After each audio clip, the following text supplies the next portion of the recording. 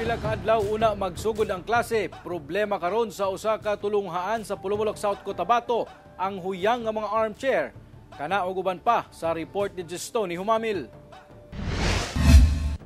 Sa nagpadayong Brigada Eskwela, nabisi na sa pagpanglimpyo ingon man pagpamintura kining pipila ka mga ginikanan sa mga pupil sa Glamang Elementary School sa Pulumulok, South Cotabato adlang Huwebes.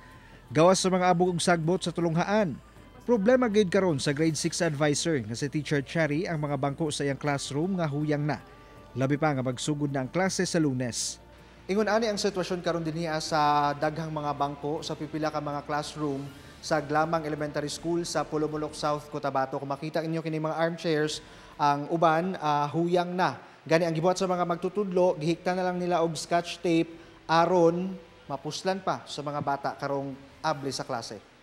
Gawas ni ana na danyo sab kining pultahan sa iyang classroom ug wala say basurahan. Actually kani last year amo na siyang gipaayo pero maguba gihapon siya. Nami portahan na gipang-anay, ginakawat amo ang mga basurahan. Busa na nawagan si Teacher Cherry sa mga dunay malumong kasing-kasing nga buot modunar. Mamahimo lang kuno nga makig-coordinate sa ilang eskwelahan nga nahimutang sa Prok 5 Barangay Glamang. Kung namay mutabang sa mga sir, pwede man sila mato sa office sa mga principal. Bukabat sa kapin 700 ka mga estudyante ang gilaumang mutungha sa Glamang Elementary School karong abli klase.